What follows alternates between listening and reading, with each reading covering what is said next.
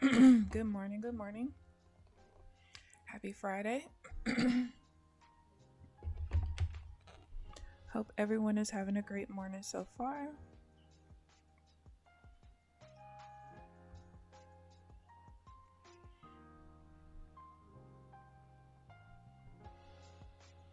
And some high impact news right now. Down a little bit. I've taken three trades, sorry. A win and 2 losses. Both of my losses were just the pullbacks, and my win was actually the counter trend divergence.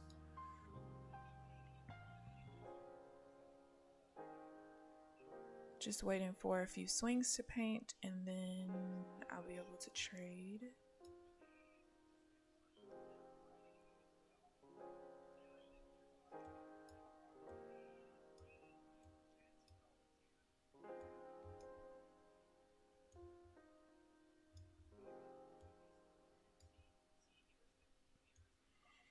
Really not a whole lot of movement this morning.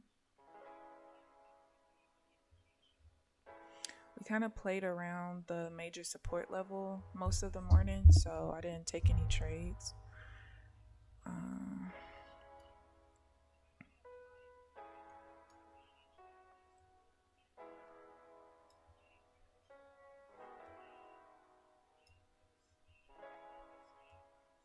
Good morning, Truth Seeker. Good morning, Trenches. How are you guys doing this morning?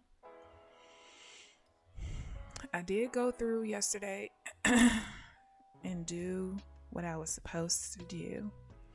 And there were definitely quite a few areas of broad rules that I had to make a little bit more strict. But then there were a few that are pretty broad that are going to just have to stay broad because it makes no reason to restrict them. So, we'll see what happens from here. Hopefully we can just recover the red later this session. We'll see. Sometimes right after the open, it's not the best, but then other times it's when I get the best trades. So we'll see.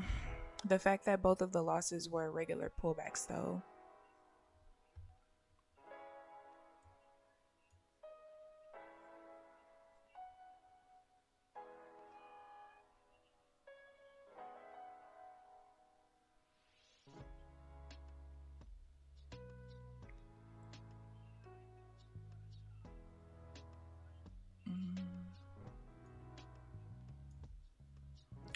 Alright, we pull back too far for me to enter a sell.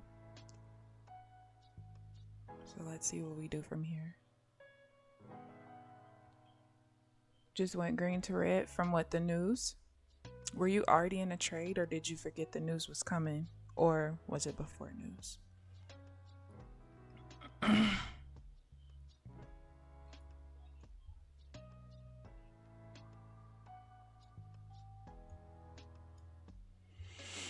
We're back playing around the support. You can see, like, this is kind of why I don't trade at the level.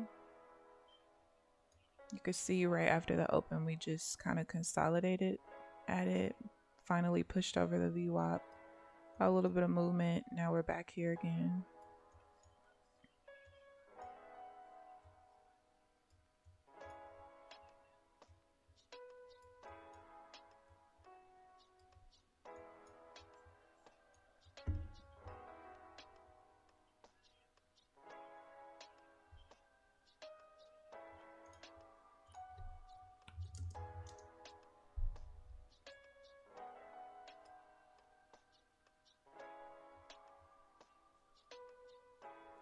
Right before news, you guys stopped out. It floated up and you were short.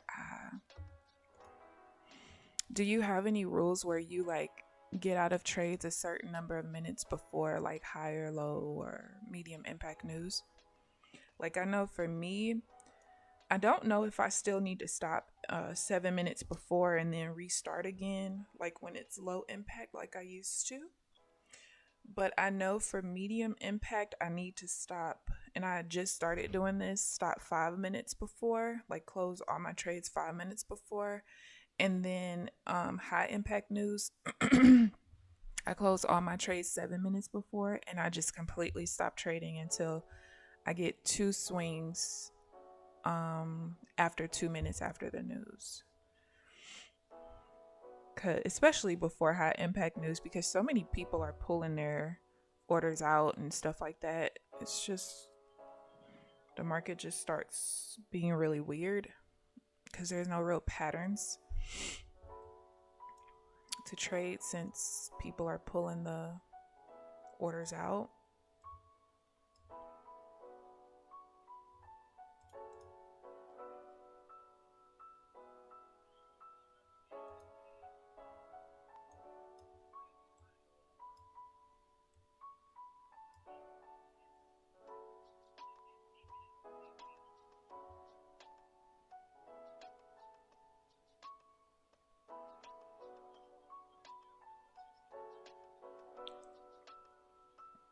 You need to.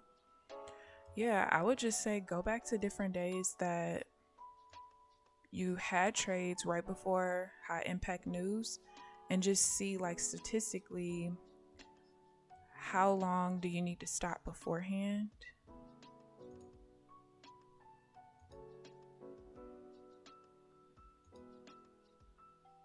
I'm not the biggest fan of this trade, but yeah, whatever. Probably gonna get stopped out to the tick, then it'll go. I actually think I don't like.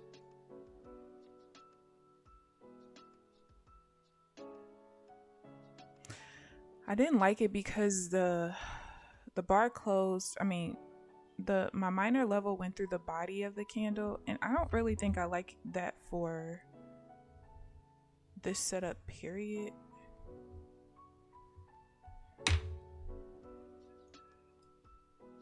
But I never really paid attention to it. I usually don't do that. Like, if this swing had more volume than the previous swing, I absolutely don't do it. But I think for this setup period, I don't like it. But I'm not always sure. So I don't know. I'll probably just have to go back and look. But I'm pretty sure. Yeah, pretty sure. We'll see. I mean, you could see I literally wasn't wrong. For my strategy, I was wrong, but. Alright. No trade here.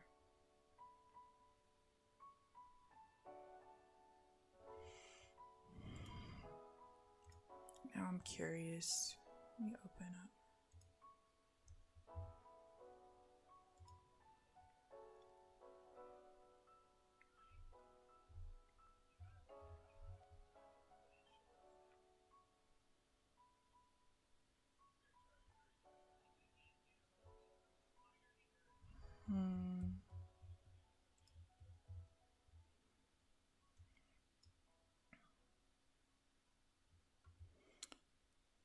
Yeah, I don't know about that trade. I'm gonna have to look at it later.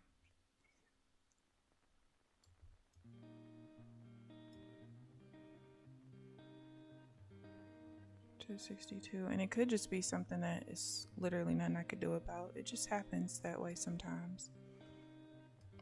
But it's something about how far back it pulled back.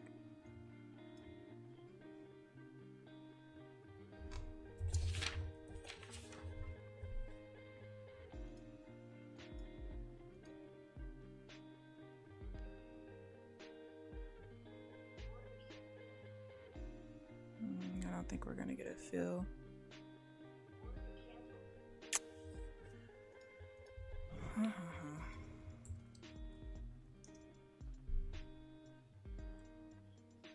Sucks. That sucks.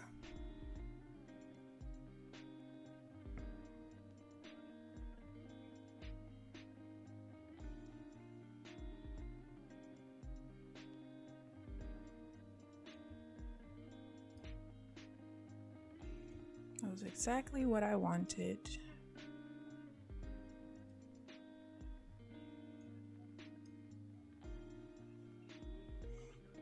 But see, these where it doesn't fill me, it makes sense why it doesn't. It just skipped through, like there was literally no drawdown. I'm cool with those. What I don't like is when a couple of these come back to the entry and it doesn't fill me because of like the little slight lag from putting the entry in. That's the only thing that irritates me. But those I expect not to get filled. So like when I'm back testing and stuff and I see that on that King Rinkos, I'll write down that it was like I call it a TP before E, meaning it took profit before entry.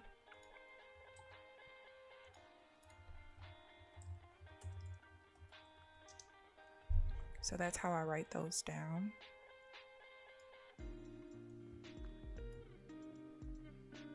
Just got green, but it took a while for the order to fill in the market, and the market was past my order. 4 points. Had to cancel it and put it in. Jeez. Have you guys been having a lot of I know you guys had been having trade evade issues, but are you guys still having issues sometimes with the orders stuff?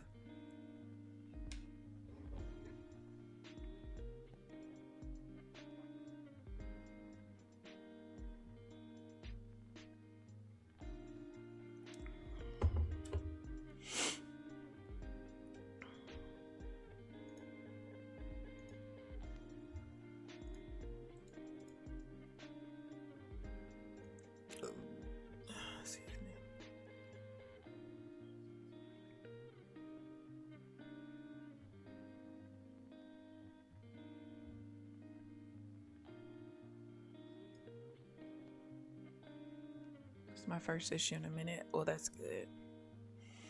Because I know they've been having meetings on top of meetings on top of meetings with trade evade. And even Rhythmic at one point. You gotta provide a superior product. You have too many users to be providing such trash.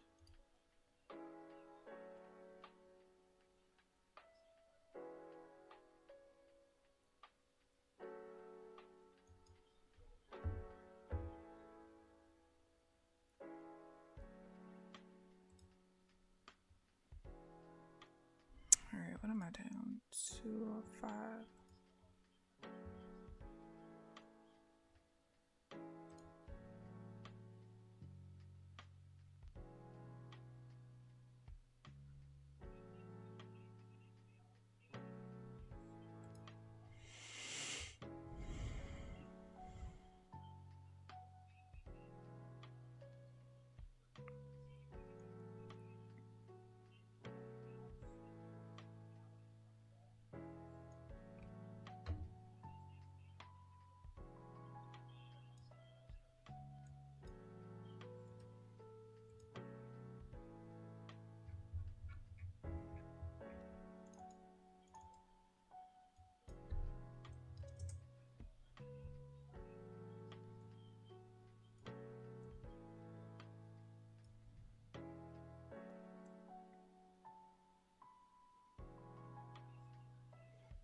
Rejected off my major level back here, 288.75.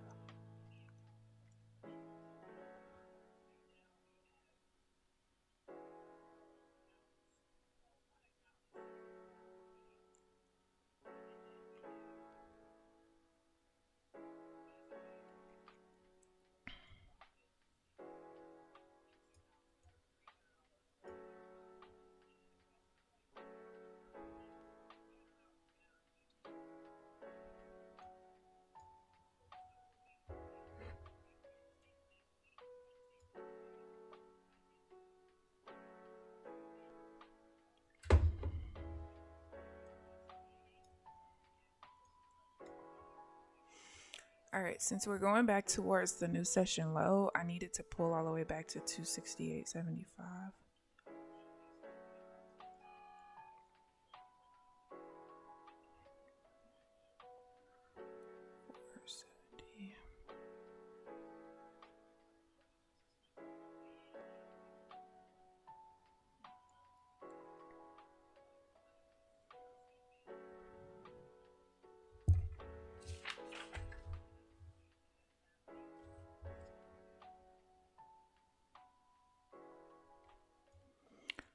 Well, we pulled back way too far.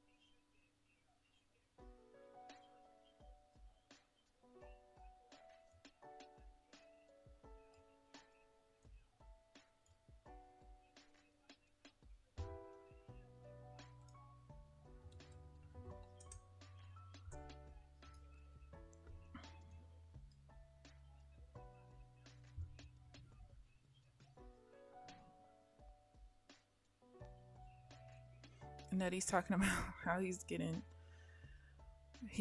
rebuilt for his 11 PAs that he's paying $85 a month for on the 21st. He's trying to get them to pay out. He's pretty close, I think, for quite a few of them. I mean, I know why people choose monthly. It wouldn't be my personal ministry, but I get it.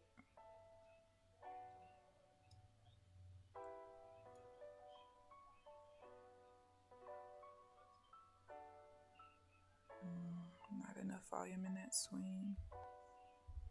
For now, at least. Did that touch that? 75.50. Oh, 75 now.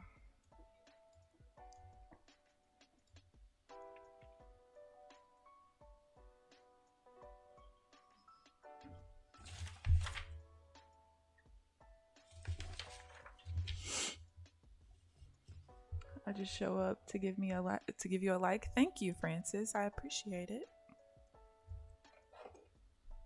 Thank you, thank you.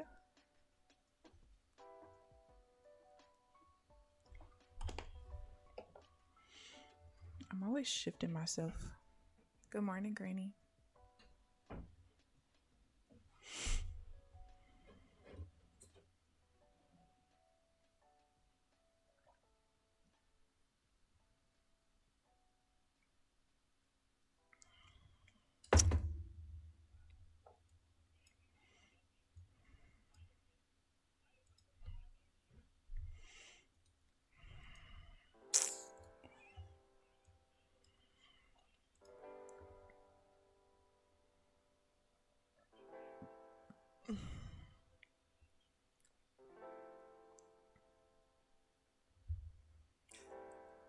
We're back to the major support level. It's like some of these levels, I swear they have magnets on them. Especially when the market is kind of consolidating a little bit.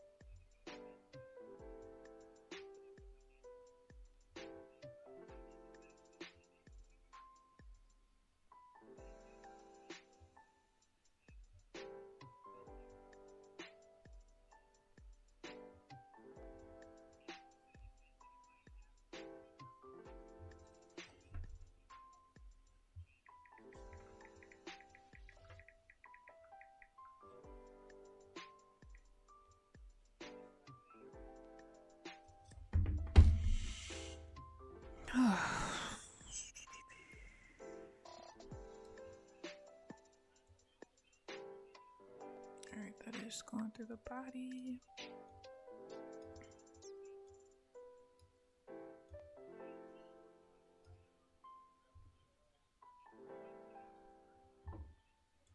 Just want the market to do something. Something, please. Why do they choose monthly? The lifetime seems like the better option. It's not that much more, to be honest. So, Lang, the general consensus with most people who do monthly is that they kind of know that they're going to likely blow the accounts. So, like with Nutty, for instance, Nutty went an entire year before he got payouts. So, but I'm pretty sure he had his PAs for a while though, because he was trading them for a while. But because it took him quite a bit, and then also he'll tell you like he just started scalping, but he would always put on his streams like I'm still learning kind of thing. So a lot of people have different ways of pretty much like YOLOing or full porting evals to pass them. And some people are smart enough to know that like, hey, I don't really have a good strategy just yet. I don't have an edge. So I think that they go for monthly because especially if you know you don't have the psychology part together yet, which he doesn't. He'll tell you like he goes on tilt and things like that. So for them, they choose the monthly for that reason. Like, to me, I feel like if you are pretty sure that you're probably not going to make it to payout, which if that's the case, then you shouldn't be trying to YOLO to pass evals in the first place. But I can understand why you do monthly, but why get up to 20 PAs if you know you're not ready yet? Because I mean, 20 PAs on monthly is $1,700 a month, and that's not worth it to me personally. I'm like you, lifetime makes the most sense to me. So like even when I accidentally passed one of my 5 evals that I've been using in the process of developing my strategy, I paid lifetime. Like first of all, I've been debt free for almost 6 years. There is no way I'm going to allow myself to owe someone $1,700 a month and it's not my rent or mortgage. Get what I'm saying? So I went ahead and I chose the lifetime. I only took one trade on it and it was a flip day. And that was only because I thought I was closer to finalizing my strategy, even though I was being lazy and not finishing my back test. So I had just flipped a contract one day because I was like, oh, you know, if I do end up hitting the next payout window, I already have one trading day basically. But I haven't taken a trade on it since then. I know with Alpine mixes lifetime and monthly, but I'm pretty sure if for a while he was only doing monthly because again he was blowing accounts. So like his opening range trade was working just fine. He's only lost like one time since maybe November or something. But when he started struggling with scalping, you know, it kind of made sense. And then some people just look at it like it's, I don't want to say a game, but for them, you know, if they are, let's say that they pay the monthly because it's the cheaper option and they only get to one payout and they fail the account. To them, they didn't waste the extra $50 or however much it is depending on the account size that they have. So for them, it's like they look at it as I put 40 in for the eval, 35, whatever. Then I pay the 140, 130, however much to activate it. If I pull out 2,000 or however much, depending on the account size, if I pull out 2,000 versus the 200 I put in, I'm up $1,800. Who cares? For me, I don't really, my goal is to not have a revolving door of PAs personally. So for me, I will pay the lifetime because I'm hoping, fingers crossed, I'm hoping that by the time I pass the next eval and I start passing them more consistently, because my strategy is where I finally want it to be, I'm hoping that by then, once I'm in the PAs, I'm not having to worry about hitting drawdown and failing the account and stuff like that. But I just feel like if you know that you're at least, even if you slow walk it, right? If you slow walk it and you don't get to a payout immediately, why not just pay the lifetime? Because by the time you pay that monthly fee twice, you could have just paid lifetime. And at that point, even if you don't get to a payout, you still spent less money, you know, because now you've been billed twice. So I don't know. People have their different thought processes on it. For me, I don't get it personally, but you know, to each their own, I guess. But I get it, but then I don't. $1,700 is a lot. And he has 11, so that's like $935. That's a lot. But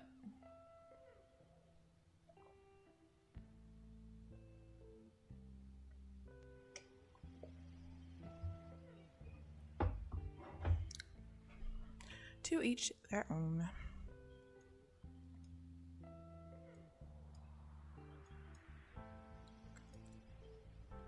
We're at 9:30 already. I swear, most of this week has gone by so fast because I've actually been getting quality sleep. It's not even the number of hours I've gotten, it's just the quality of the sleep that I've been getting.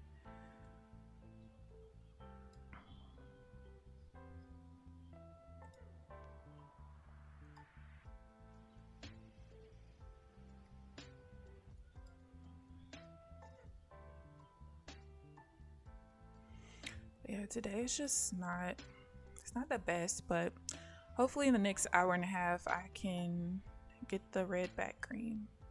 Yesterday's slightly green day was nice because I don't remember the last time I had. Actually, it might have been last week. I feel like I had one. No, I'm lying. Was it one day last week? It was. Last Monday, another slightly green day. But the good thing is, most of my red days have not really been that much. Besides, last Tuesday was crazy, and then I think it was this Tuesday as well, maybe. Yeah, both on Tuesdays. Would you look at that?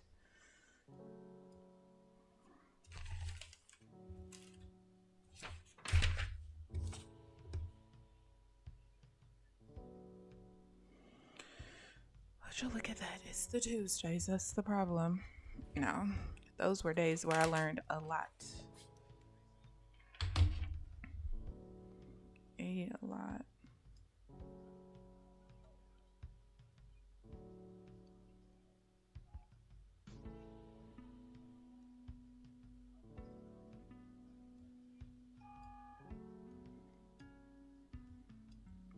Gotta push off the zone here.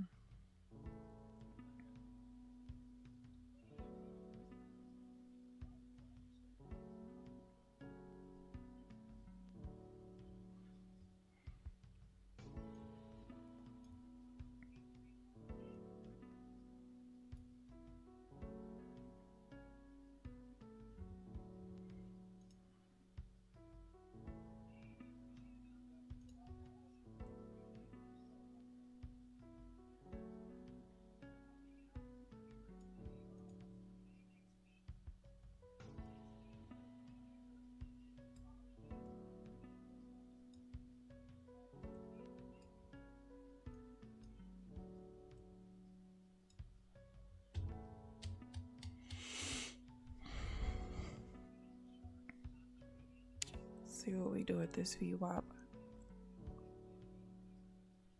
We cleared one of the levels to change this to a downtrend bias, but we didn't clear the second part, so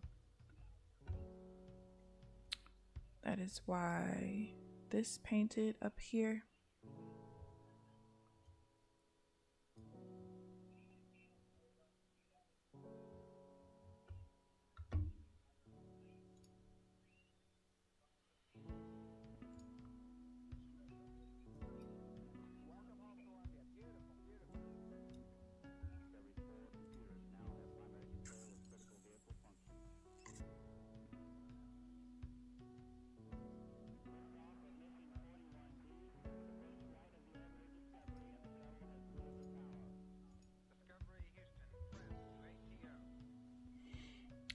Alright, the price is at a very weird place right now.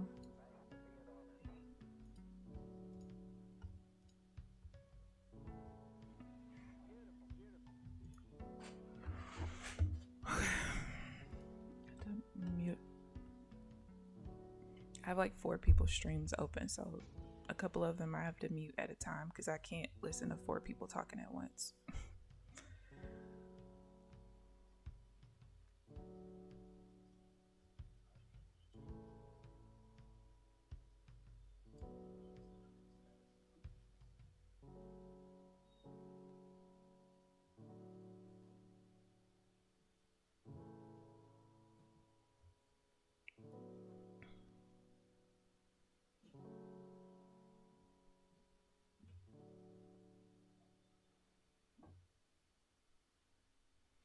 It's in a very weird spot.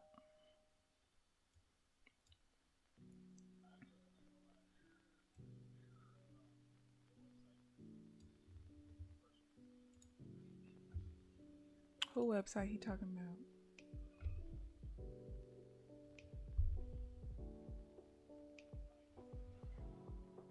Oh, I thought I was on delayed data.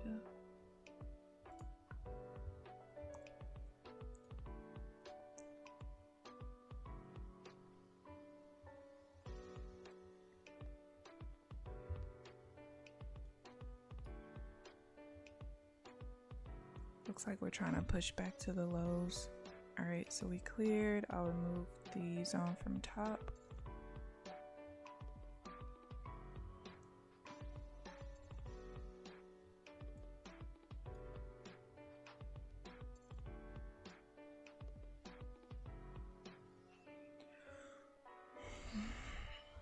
This first pullback I'm not gonna take if it is a small pullback. We have a change of minor structure and major structure, so this particular setup I don't like. The higher high to lower low to lower high, I don't take those when it's a new bias. Basically because I want the new trend bias to actually prove itself, basically. So when both the minor and the major change at the same time, it needs to kind of prove itself first.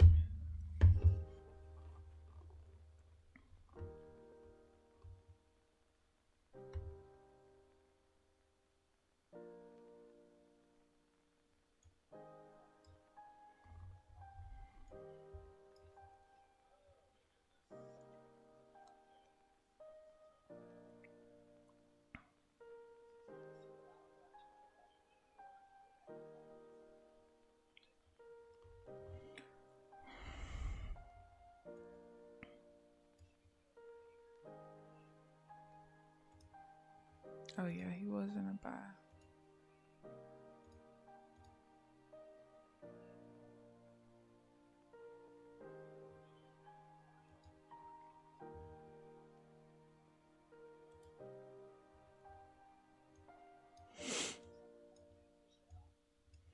All right, so since we're at a new session, low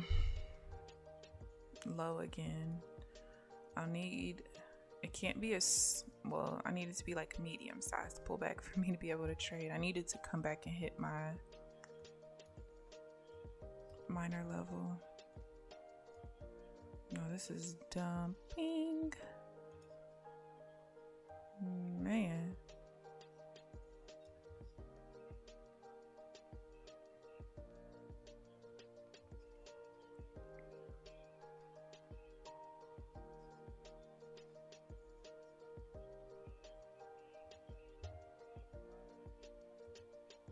Man, that was a dump.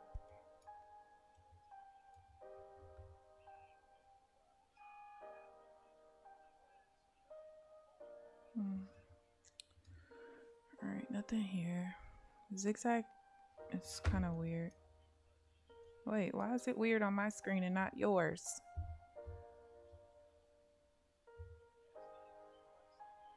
Why does it do that?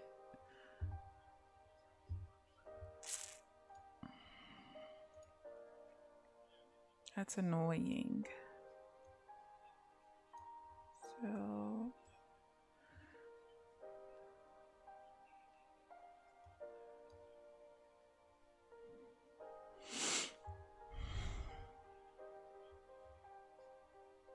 when they fought the sell so hard, green about 260 now.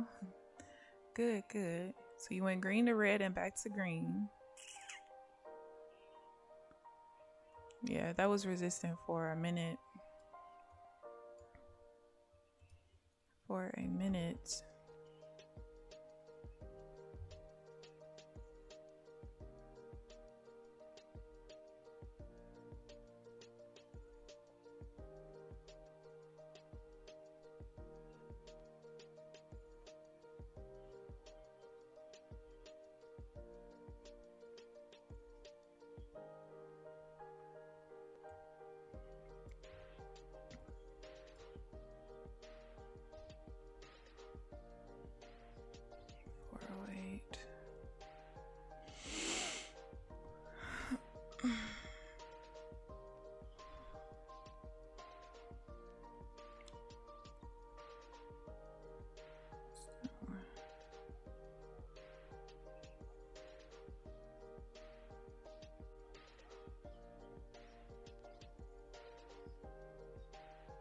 What happened to the bubble order flow shit they had?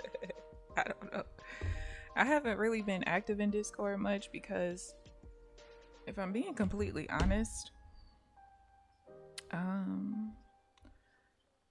some of them are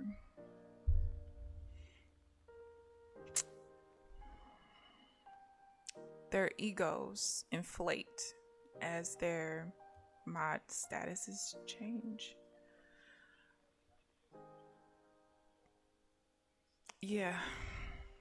And I don't really like how they talk to people either.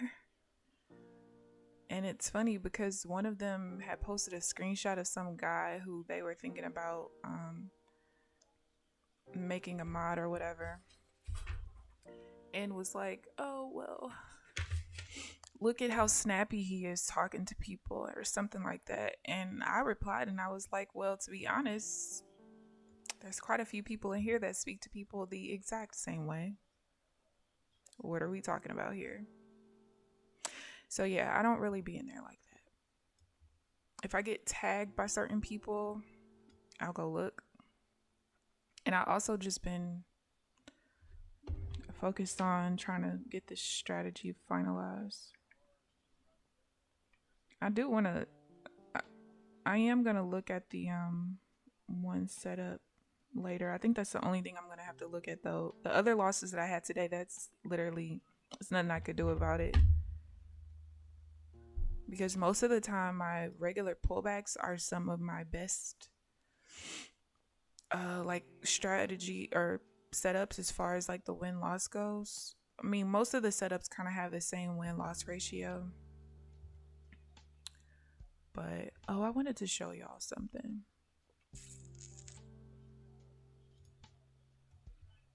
Hopefully I can get this together.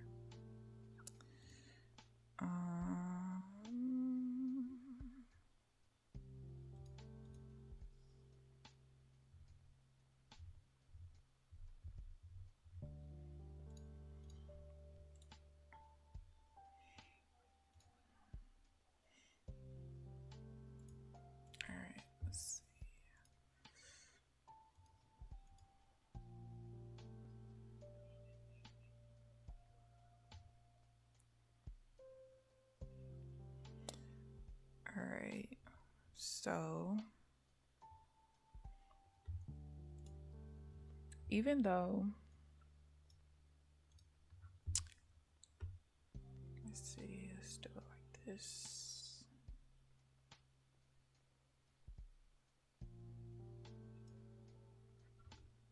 Let me see if it'll be easy. I know red is kind of hard to see sometimes.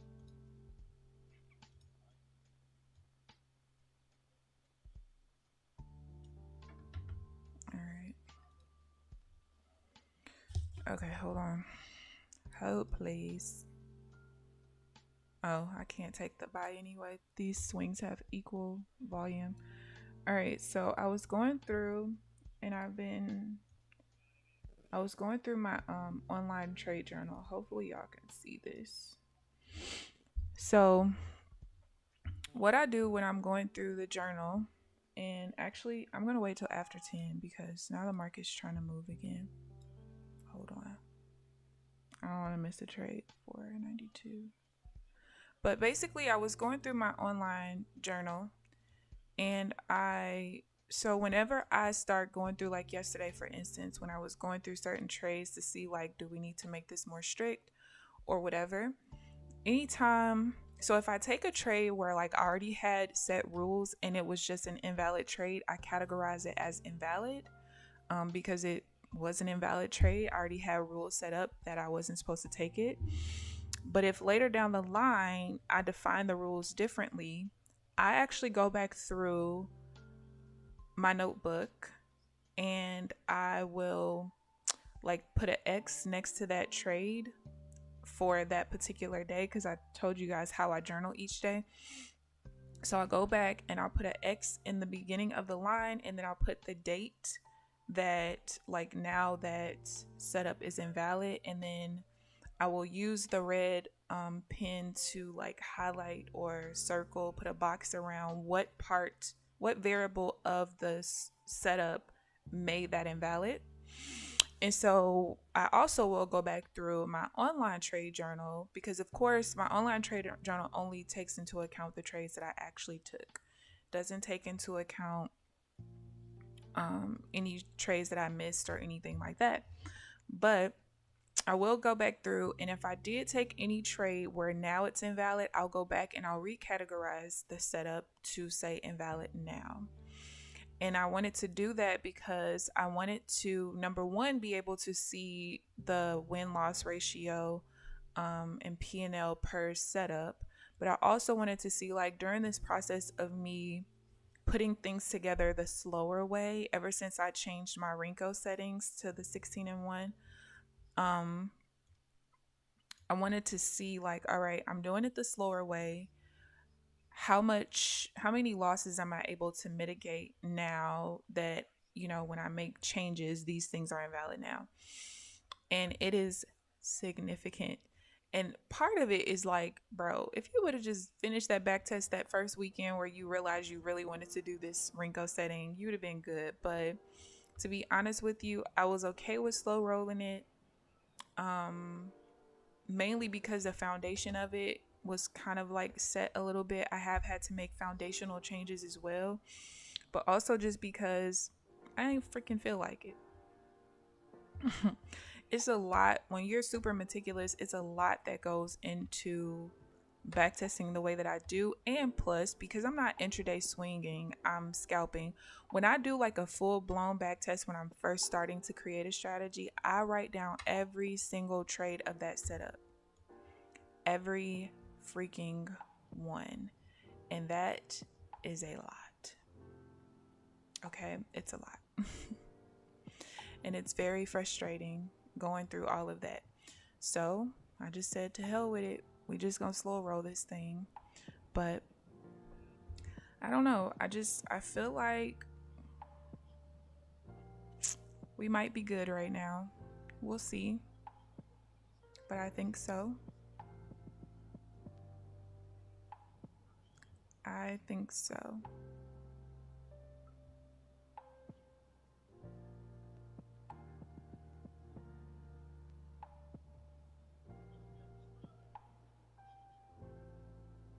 All right, I was right for sitting out of that.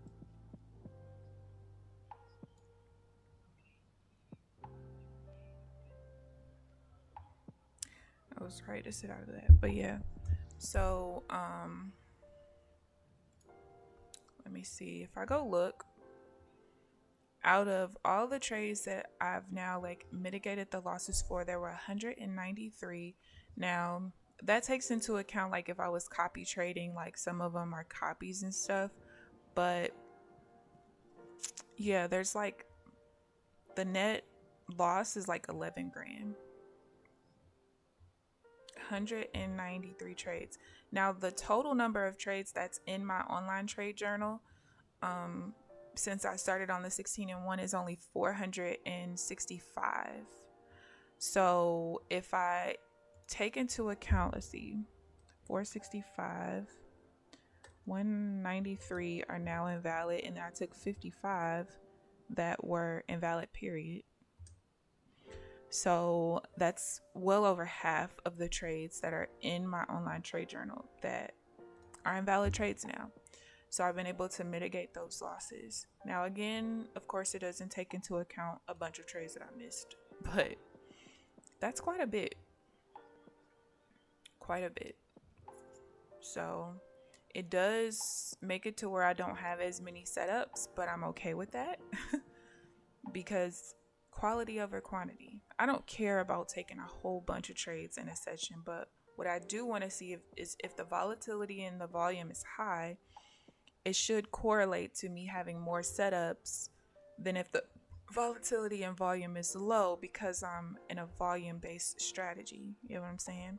So thus far, that's pretty much what it's been. So like the week of Good Friday, there were barely any trades, like maybe 1 to 5 per day. There was a couple of days where I think there was only one trade. The volume was low. The volatility was practically non-existent. So it makes sense. So good morning, Rio. How are you? Did you get my email? I tried to email you the market structure indicator, but I couldn't do it through Gmail. I had to send it through WeTransfer. But I put the link for the WeTransfer download in the email. And then I couldn't see your video about the your charts because it says the video is private. You'll have to make it unlisted, and then I'll be able to see it. If the video is still there, it should be, because otherwise it would typically say it's been deleted. But if you make it unlisted, then no one can see it besides someone that has the link. But I'll be able to look at it then.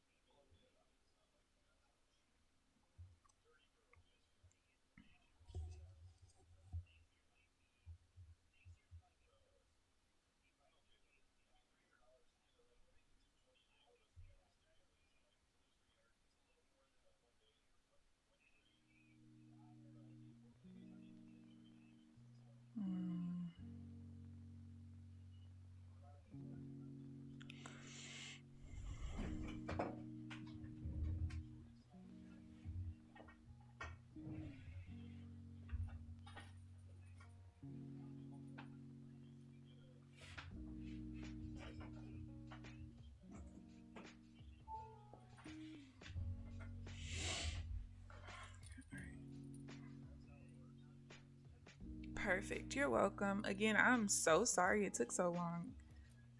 Normally, it doesn't really send emails to my spam folder unless it's like, from like a corporate company that I've never done business with, or, typical scammers type thing. But normally when it's sent from just a normal, regular person, I don't have issues like that. All right, I just got your email confirming.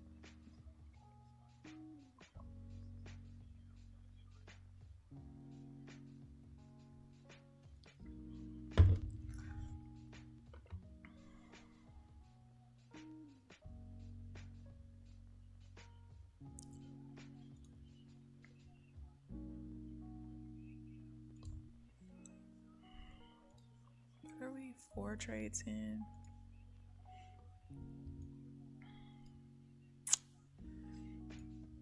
I haven't had a setup since 9:07.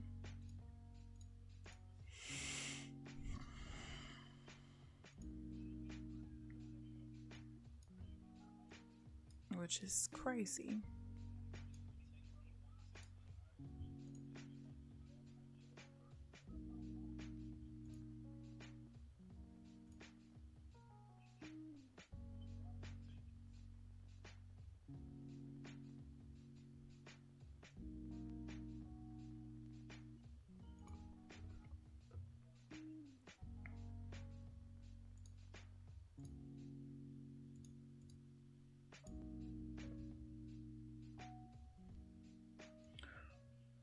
I ignored you. No, I didn't. Oh, shoot. Okay, wait. Sorry. I didn't see. I didn't. No, I answered your question. I don't know where it went.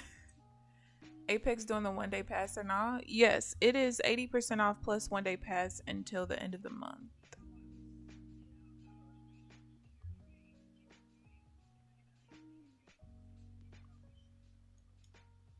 Nope. Now that's invalid. Yeah, I don't know where it went. I haven't paid attention to the my chat. I feel like maybe he did say something. Hold on, I'm gonna go look real quick. Trenches, what are you talking about? Don't do that. Don't even do that. You're a terrible person. What I need is something that shows me when buyers are being overwhelmed with sellers.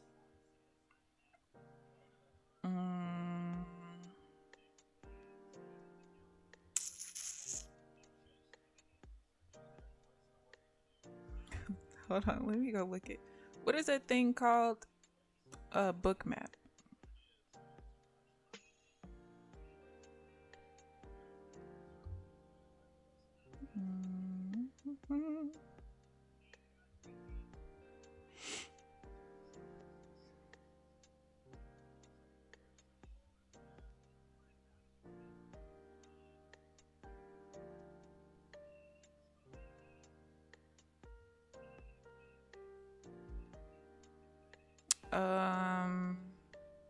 Maybe they're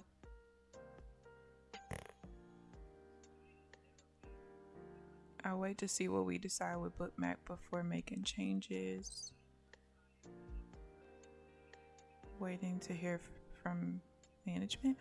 I don't know. Maybe management told they're waiting to hear from management as far as whether they're gonna keep it or not. Oh no. It's the channel's still there, but there's no. It's a voice channel now. But why? There's nothing showing there. Am I tripping? Yeah, no, I don't know if they're waiting for management to tell them whether or not they can keep streaming it. I'm not sure. I don't know. Trenches, me and you gonna fight.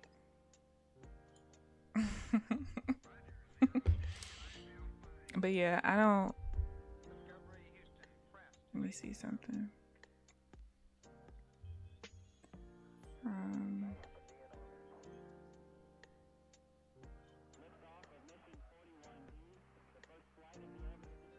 How do I spell this man's name? Here we go.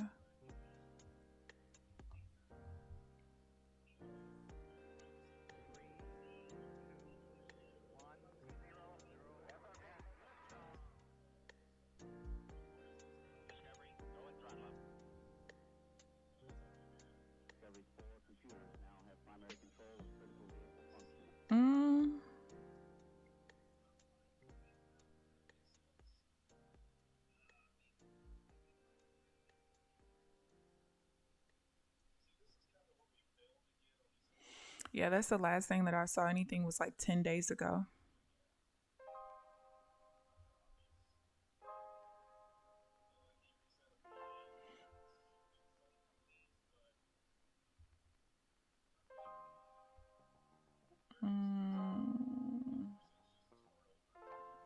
I told you I'm gonna be paying attention. Yeah, last thing I saw was 10 days ago. So I guess maybe they haven't made a decision yet, or they probably haven't brought it back up in a meeting yet. Was you using it?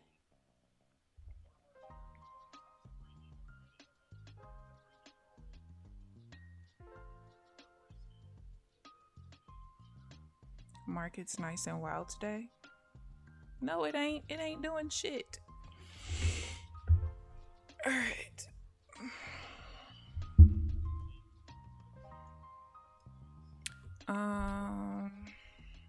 Isn't there people who live stream Bookmap? Other people?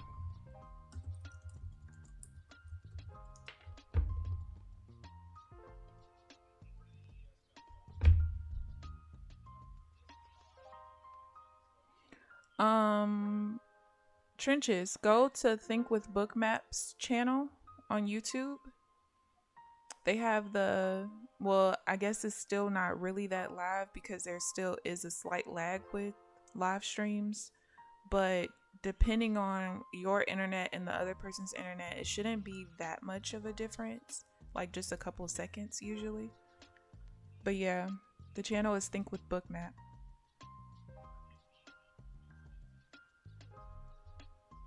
And they're live with it right now. So there you go. I helped you like I helped them people in Discord. But I'll ask.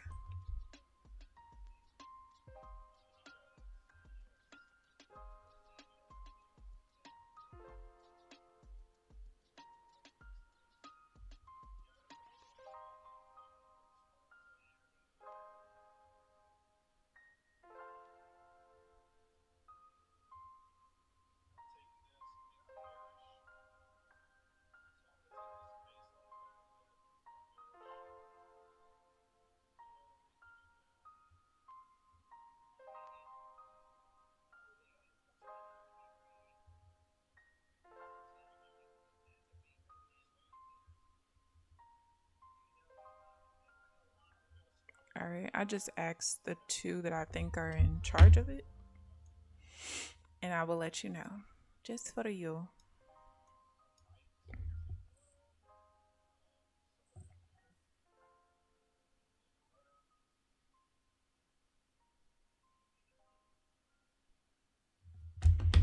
Just for you, my friend. That should totally come back. That was a cool feature. You ain't answer my question. Oh my gosh. The really annoying thing is I wouldn't even say the volume or volatility has been trash. It kind of has been. But there's no consistent patterns today at all. And it's not even like it's setting up and like, oh, recently I just made changes so I can't take it anymore. Like, no, the patterns are just not showing up, like the old patterns that I'm used to, just not even setting up today. All right, they said it's potentially coming back.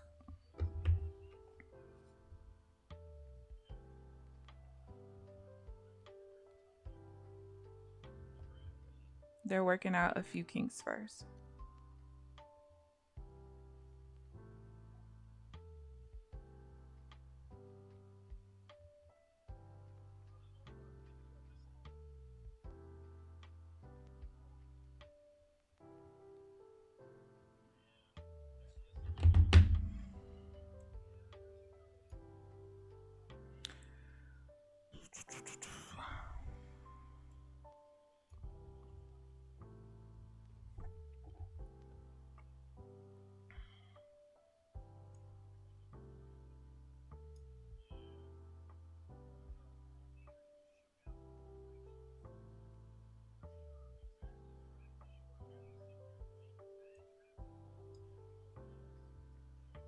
Still nothing. Good morning, Apple Jacks, and you're welcome, Trenches. See,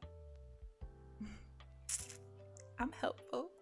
Good morning, Apple Jacks. I was just asking about you. I think it was yesterday or the day before. Girl, where you been? Where have you been, my friend?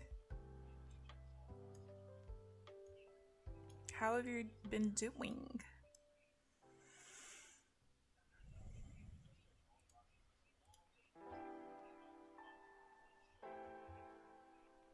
Rotation prime.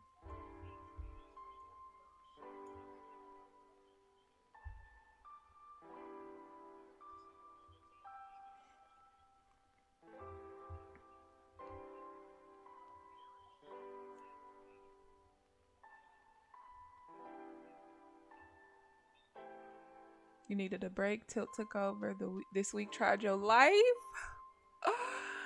girl. Listen, at least You took a break. You might have went on tilt, but you ain't go all the way on tilt. Because you took a break. You recognized it and you did the smart thing. You did the smart thing. Man. Seller pressure. Back to back to back.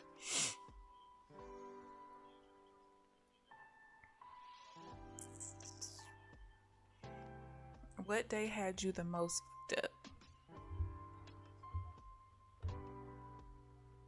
Was it Tuesday for me? I feel like it was Tuesday for me.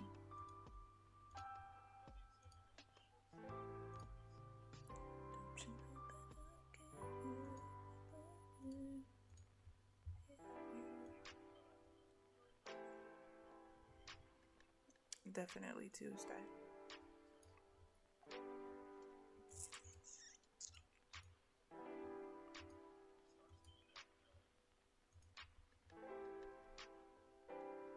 You 2 weeks tilt free? Progress. Progress.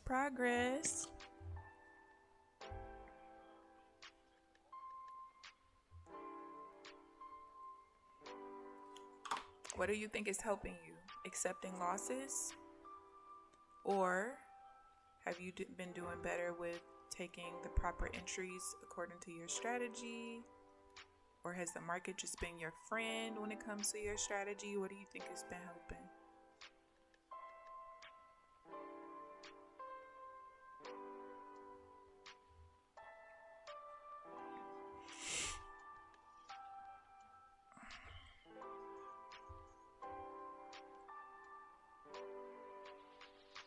You just seen a live streamer go on Tilt Tuesday, blew 5 PAs and 10 evals. I was like, I could never get to that point again. I promise you, when you see other people do it, and then you have like a moment of reflection, like, damn, that's what I look like when I do that. Like, you might not be breaking monitors and stuff like that, but it's just like seeing somebody just keep going and going and going, and it's because of tilt, not because their strategy is just not working that day and they're like me where they just keep trading it because, hey, I gotta see what's up. But when you see somebody like for real go on tilt, it's like, damn, that's what I do. I look crazy. Why didn't I just stop? Why didn't I just accept the loss? Why didn't I just stop for the day? That's that. To lose 15 accounts in one day is crazy. Especially if you're not like copy trading. Losing 15 and you copy traded, totally different thing. Now he said not currently. She said it's in the works. I don't know who to believe, but either way, whatever. Accepting losses. Yeah, that's most people's problem. It wasn't even the market. I just said every ounce of patience I had. Wednesday was the most trying. I went home and took a nap. Aw, I'm sorry. Sometimes life be life. I swear. And then it's like you get into the markets and you start trying to, like, it ain't even revenge trading as far as like the market goes. You revenge trading because of life. You're angry. You're looking at things wrong. You're trying to make things work. You're seeing things that aren't there. It happens. It definitely happens. Well, I hope you feel better. And I hope things are way better now. Alright, I'm gonna go to the bathroom because if this pushes up, it's gonna be that. Don't pull back. Oh, great. It's invalid. Be right back.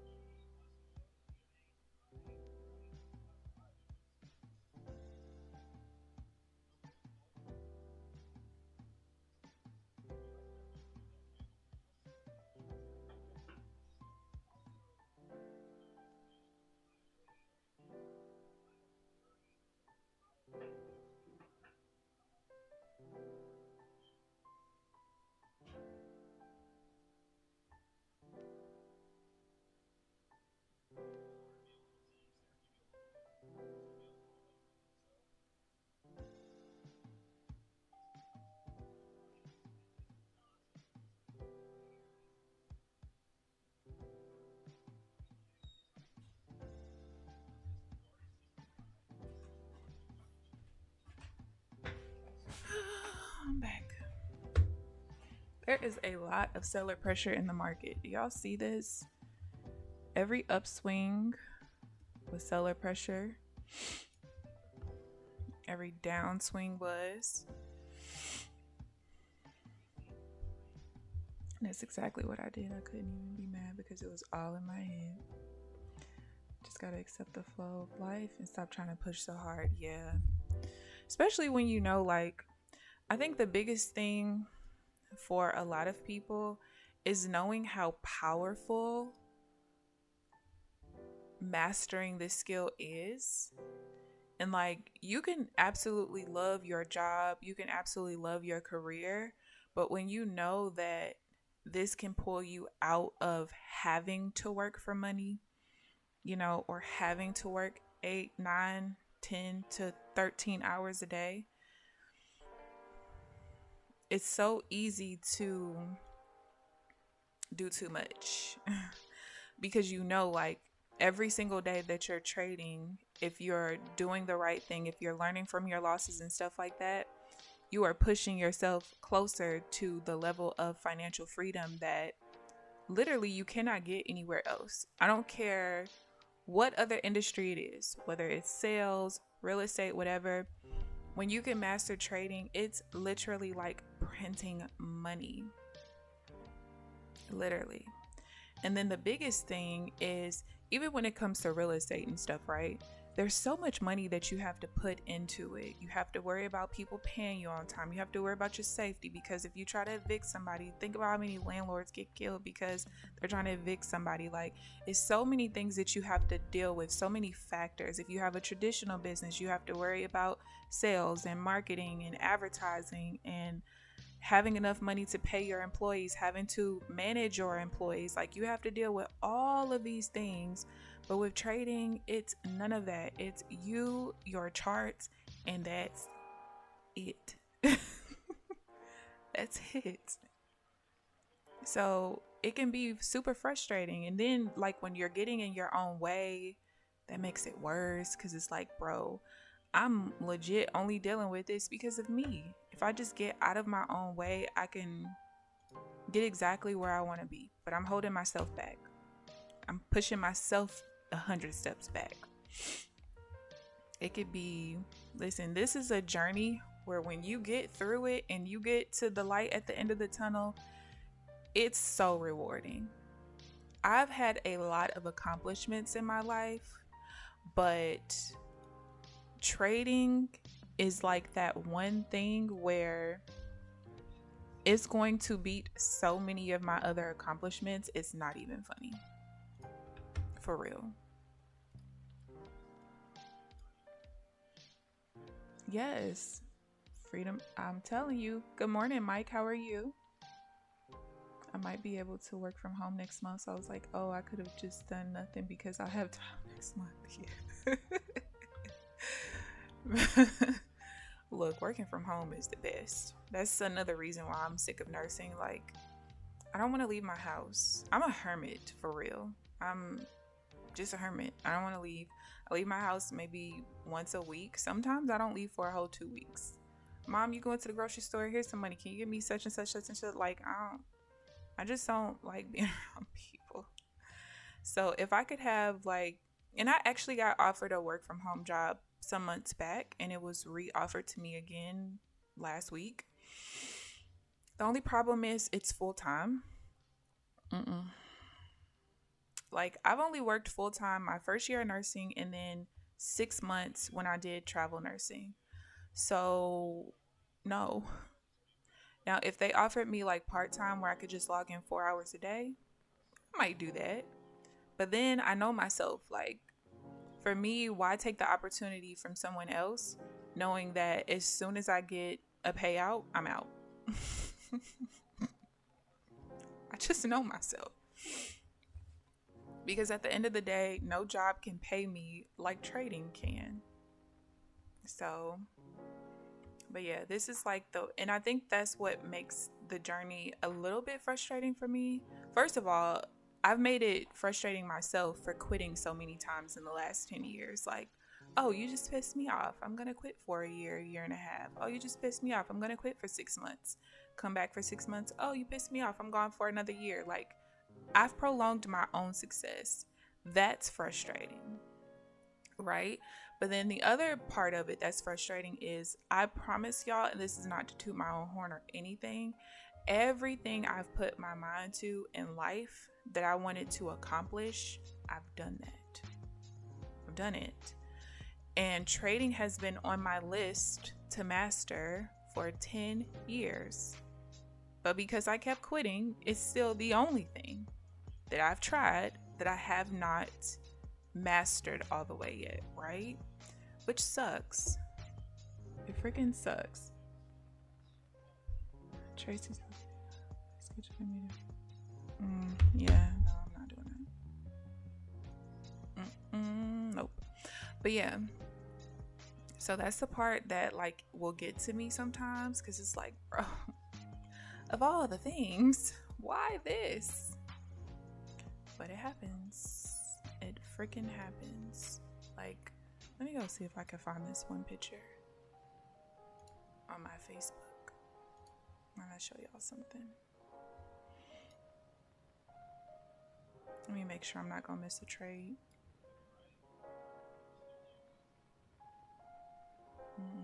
Nope, I'm not. Alright, let me see. Let me see.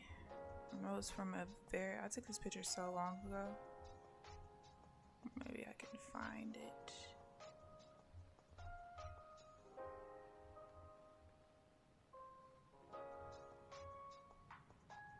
Instagram pictures.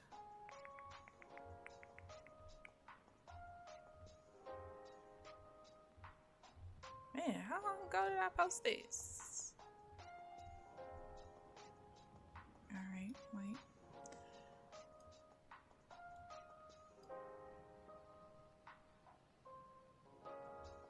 Alright, that pulled back too far.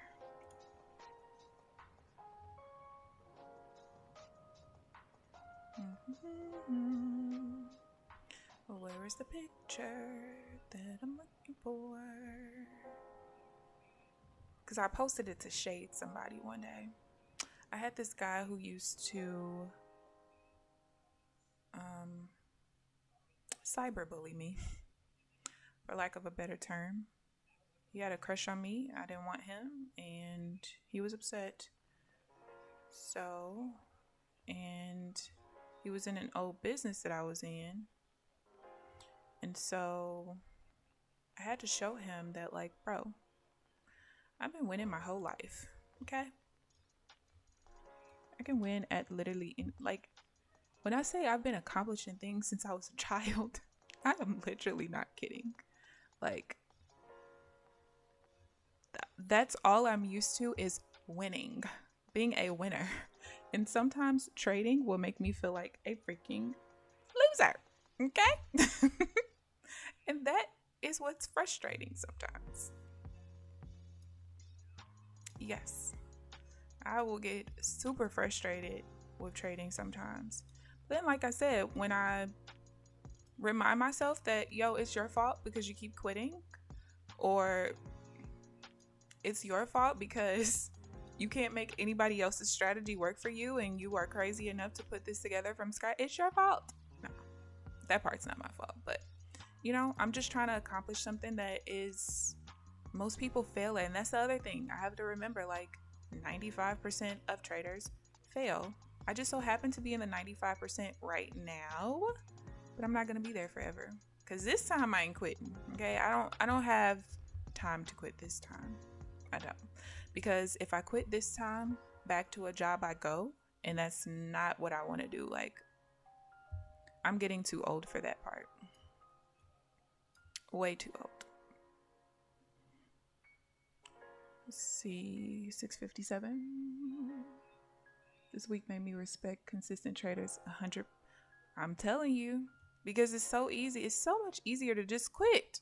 Take a break. It's so much easier. Applejacks.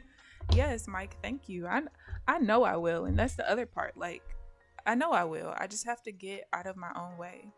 But for me, like right now, getting out of my own way means stop prolonging back testing. But eventually, like I tell you all the time, I just freaking get tired of it.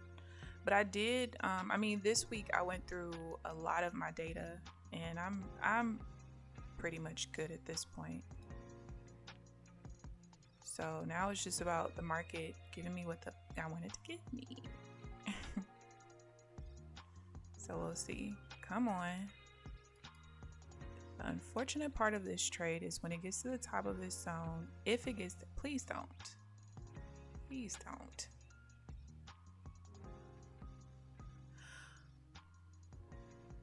Please don't. And it did.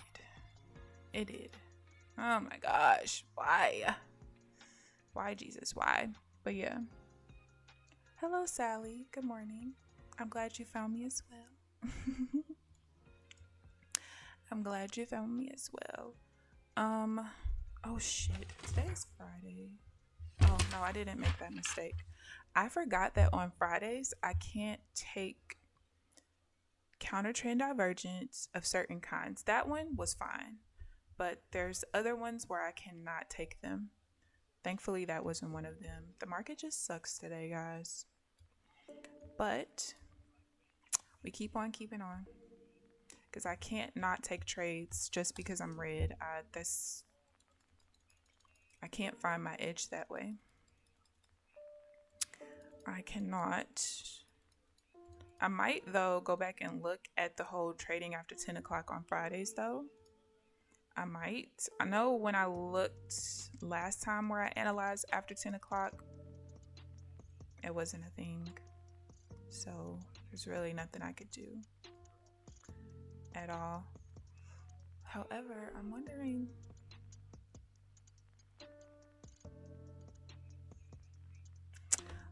if I need to treat that.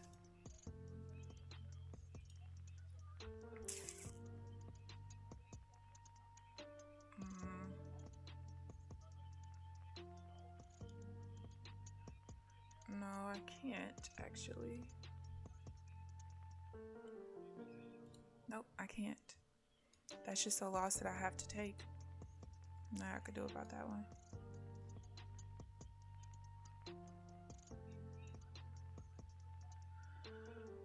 That's what Derrick Rose said. He had to accept the Bulls was losing because he lost less than 10 games his whole life before the Bulls. Yeah. Losing is the hardest thing to accept. You know what? Nutty was just talking about this morning, where he was talking about, like, he basically had to come to grips with, like, how his trading was going or whatever. And he was talking about how there's, like, some evil person created a Discord, and I think they were claiming to, like, be getting all of these, be basically millionaire traders or something. So he asked them for proof, like, which, why wouldn't you? I don't see a problem with that. And so because he was at the point of not getting payouts yet, right, they were basically kind of cyberbullying him a little bit, like talking trash about him. And so, of course, they disappeared and they stopped after he got his $30,000 payout, which was, of course, his first payout or whatever. And so after he got the payouts, he did blow, I think, maybe 9 of the accounts or something, which he was only at 2,600. He stopped himself at 2,600, took the $2,000 payout. So, I mean, that's to be expected, right? And so when he lost PAs, they started to basically go back and talk shit about him again, which that's people or whatever. But he was talking about how, like, it was so hard for him to lose consistently for a whole year. And not only did he lose consistently for a year until he kind of started developing somewhat of an edge and stuff, but he had to do it in front of people. And for me, it doesn't really bother me like that. It only bothers me when people come in here uneducated and, you know, just say crazy stuff. Like, he was even saying, like, there's people who will literally watch you because they want to see you lose. And y'all have seen some of the people who have come in the comments, and it's like, it doesn't bother me because I've been cyberbullied by people I actually knew before. So strangers doesn't bother me. I could easily block people or, prevent them from being able to comment and stuff. But why? For what? For what? Because I know this is just this part of the season of developing my strategy, right? So if it's not going to be this way forever, why be bothered? There's no point. No point. But the only thing for me is like, part of me didn't want to come and start streaming on YouTube until I had my strategy together. But then the other part of me was like, why take the experience away from other people of them being able to see that it's not always easy? Because there's too many people, whether it's on YouTube, Instagram, especially Instagram, there's too many people who make trading seem like it's easy. There's too many people who make it seem like developing a strategy is easy. It's too much out there. So I rather show the real. And that's why I'm very transparent. And like I used to do in my thumbnails, I would put how much I lost for the day. I stopped doing that because it's just extra work. So I just go and I update the title to put how much I lost that day. It doesn't bother me, because guess what? 6 months from now, a year from now, if I'm making videos and I'm talking about my journey, it'll be so easy for someone to just go to my videos, filter it to make the oldest to newest, and you could literally just scroll and see the progress. But for some people, losing in front of people is hard. It's hard. Understandably so. Understandably so. And people are just evil. There's some evil people in this world, I swear. Good morning, Clarity. How are you? But yeah, I'm like Derrick Rhodes. I'm not used to losing like that, so it could be frustrating. It can. TDV accounts back to normal. When was it not normal? Was there a notice or something? Notice board.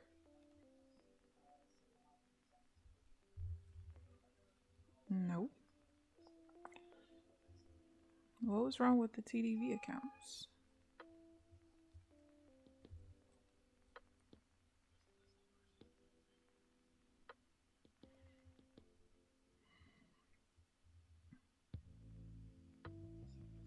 Oh, well, whatever was going on with TDV, the accounts are apparently back to normal.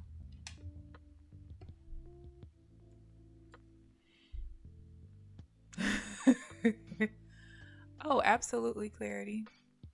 One thing you're going to always see from me is transparency. I will say the only thing that at some point I might stop doing is showing my full P&L. And the only reason why I'm going to do that is not from a transparency standpoint, because you guys will be able to see me take trades. I'm never going to not show my trades on stream. It's because in the culture that I'm in and from where I am from, it can be extremely dangerous to show how much money you're making. Now, what I can say is it also depends on how you depict certain things, right?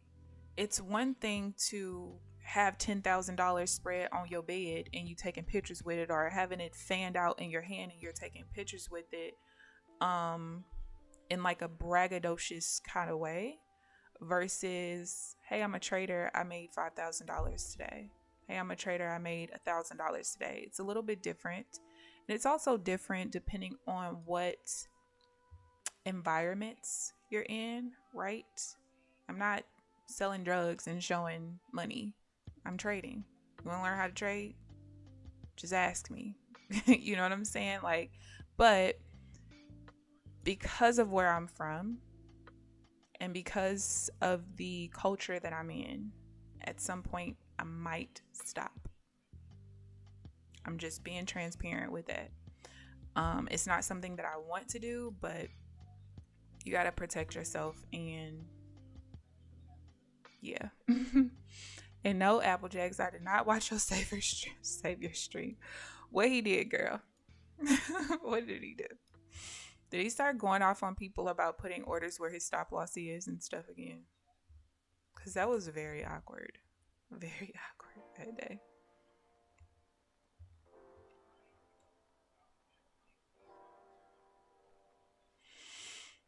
Very awkward. Mm.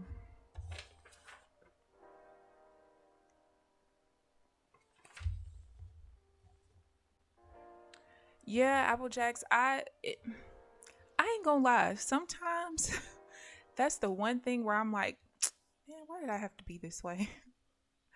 Because I just feel like other cultures are able to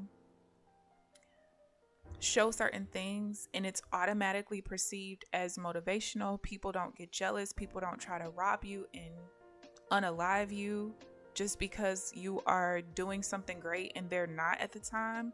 But again, I also feel like it's how you portray yourself as well. Good example, like when I was in network marketing, right? I would have women inboxing me like, hey, how do you get so many people to join your team, or inbox you from a business aspect and they're not trying to flirt with you or trying to get with you, or things like that. And I would tell them, well, first of all, is how you portray yourself online, right? You can go through my social media right now. You don't see, I have like one picture in a bikini where you can see my butt. I did that like on purpose. It was a purposeful post, right? I was just on a balcony in Mexico and my cousin took a picture of me from behind. Also in that same, and this was years after I was in network marketing, so this doesn't even count. But from that same trip though, 7:58. From the same trip, we took a couple of pictures on the beach. Most of the pictures never made it to the internet. I don't like attention. I don't, which sounds crazy because I'm on YouTube. But I don't like attention from men. I don't care if it's in person, online, whatever. So there's certain ways that I'm just not going to portray myself online because I don't want the attention. I'm not sitting here posting pictures of me in the mirror with my back turned so you can see my ass and things like that. Like, I don't post that way. So guys who were approaching me from a business aspect. And I also showed through my posts my personality of I'm not a small talk person. I don't take no shit and I don't want you. So don't message me. It's not about business. Leave me the fuck alone. So when it comes to this, yeah, on one hand, I think to myself like, oh, but you're not doing it in a bragging type of way. Like, you're doing it to motivate people, talking about the payouts and stuff like that. But the reality is, even if you have the right thought process, even if you have the right intentions of how you are posting online, there are still going to be people who are jealous, who want what you have, and will do whatever to try to get that. And it's unfortunate, especially because there are people out here like myself where I'm not a gatekeeper. Like I told y'all, I want to teach my strategy a year plus down the line once I can get consistent payouts, and it can show that it can consistently like be cool throughout each market conditions that are given to us. The only reason why I don't want to teach is because I don't want to deal with people. That's it.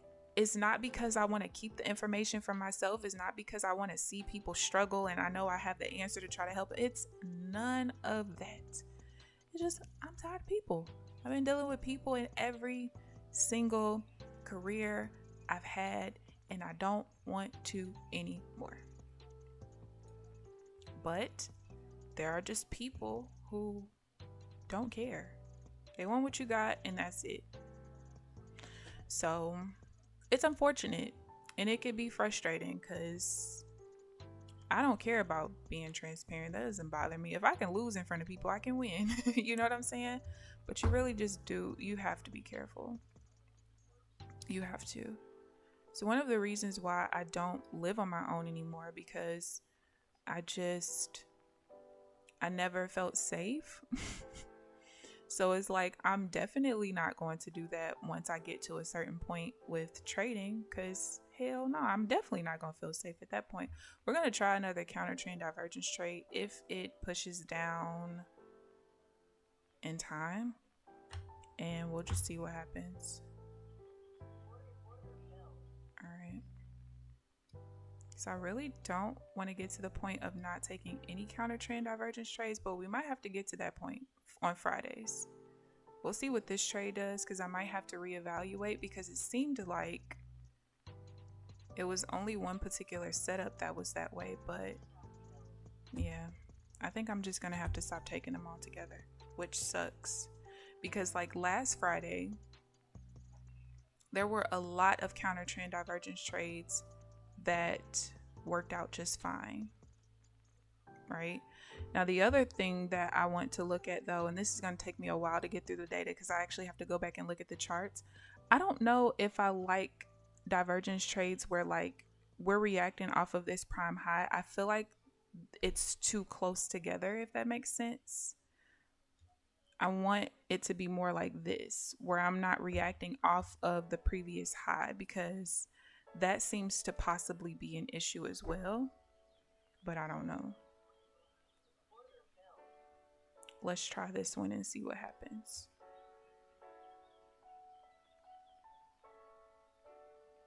Because this is the exact same pattern, but it's just further away from the previous high.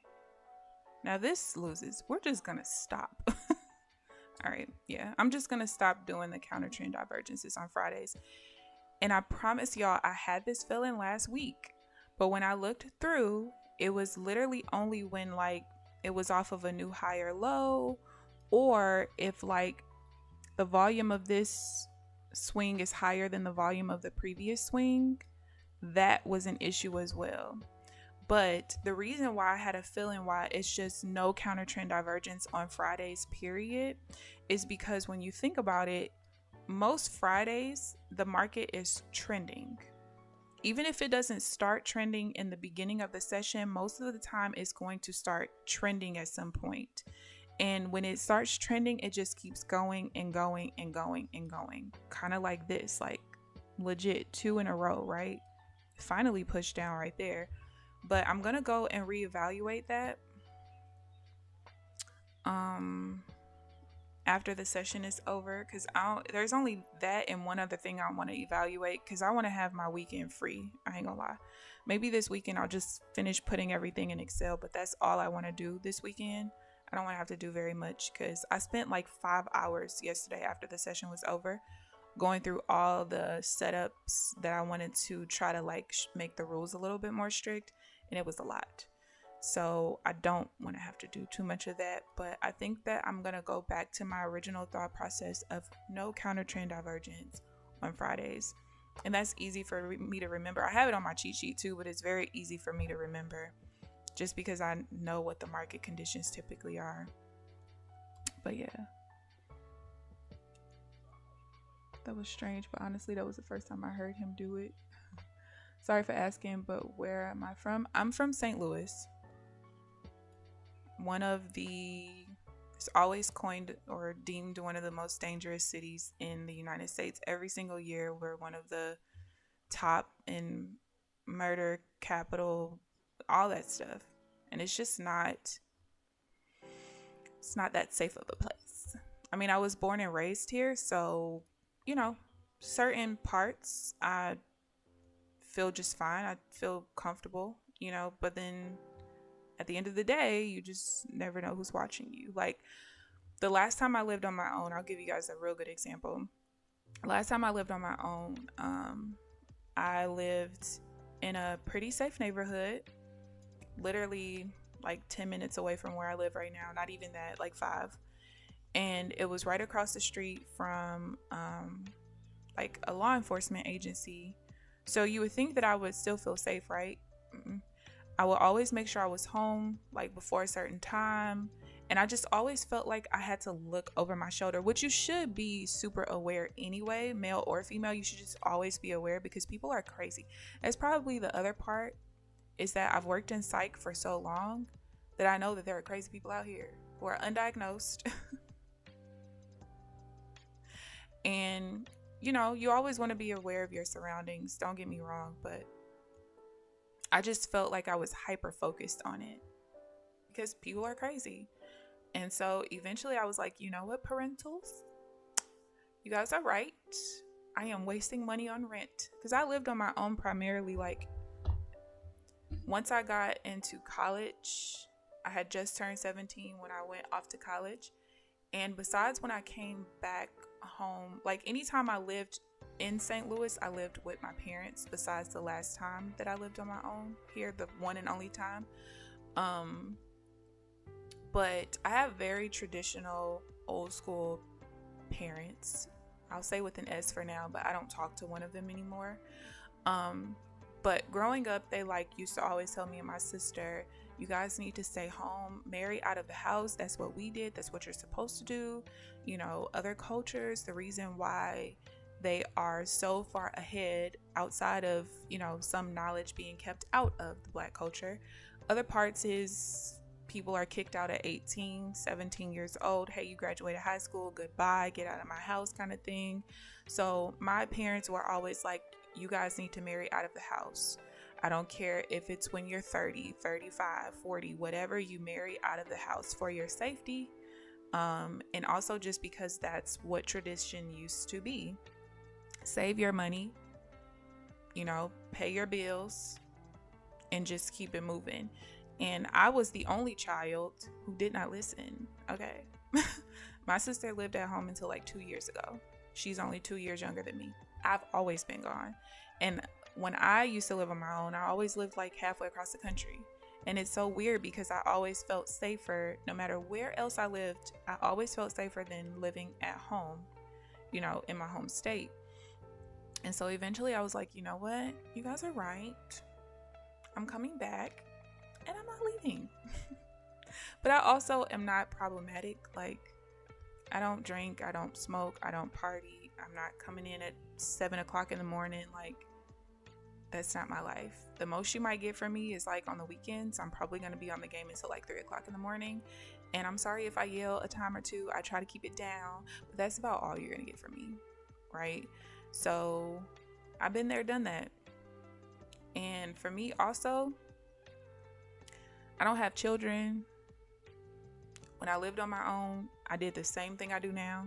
I'm in one part of the house, maybe two. And that's it. So for what? I'll just be back home. I get along with my mom. My grandma lives with us now. And we just have us a good old time. A good old time. All right. You know what? I'm thinking about it. I think the one... oh, wait a minute. 304. All right, this is not counter trend divergence. It's still divergence, but it's not counter trend. My overall trend bias is an uptrend, so let's see what happens. Today is one of those days where it's like, let's just not trade on Fridays at all. How about that? But I can't do that because Fridays are typically the better days for me. If this bar closes down, I'm not going to be able to get into the trade. But if it closes up, I will.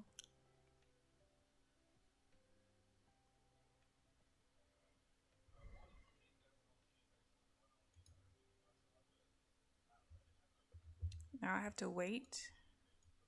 All right, so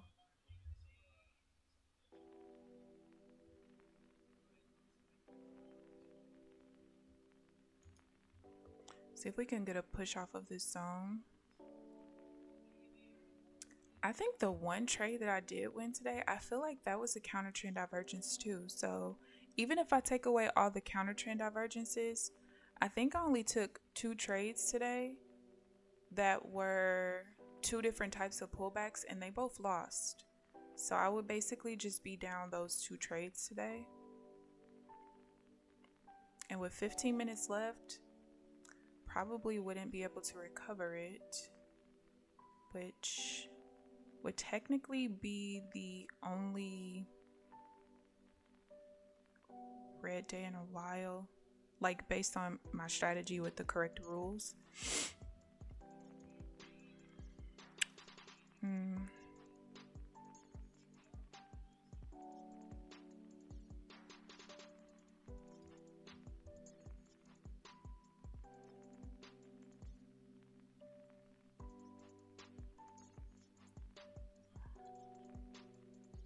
See, 566.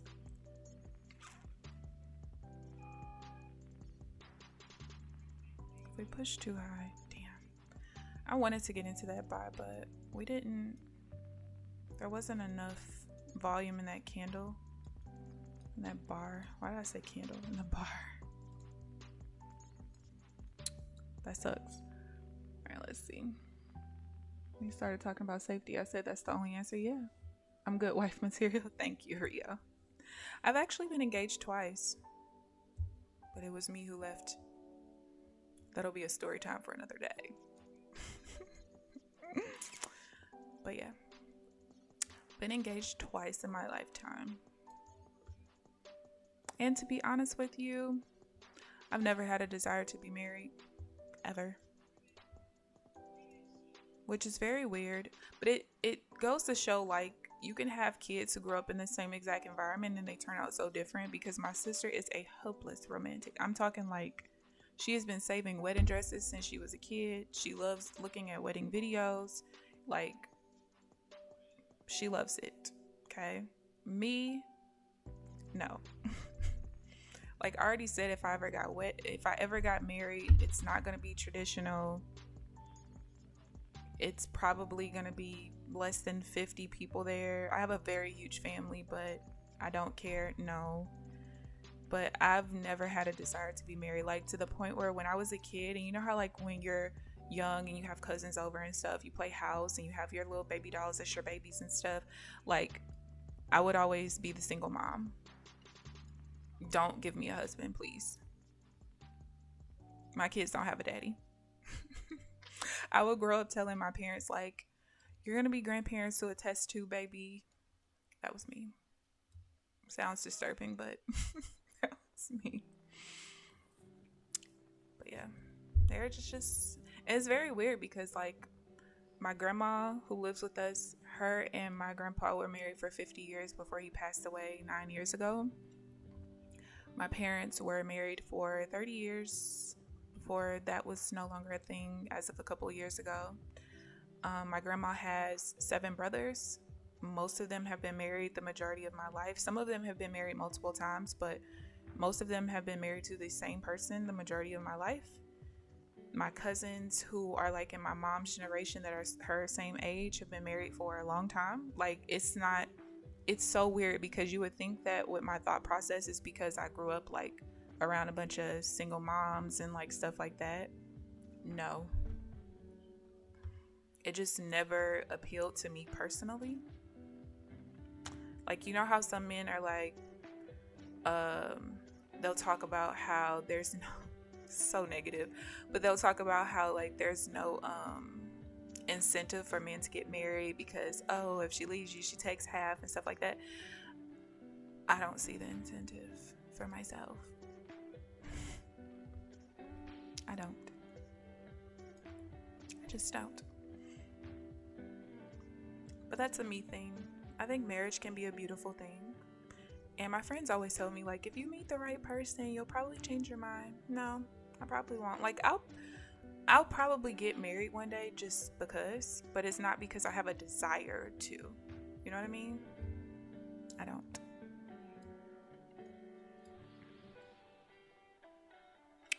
I just don't. I get weird and weirder cycles on Applejacks. You are so rude. Wow. You are so funny. A good script to see volume in Thinkorswim is volume stats, pre-market, 1 hour volume, after hour, 5-day volume labels. I'm going to take a picture of that. I don't use Thinkorswim anymore. I used to years ago, but I'm going to screenshot it and save it.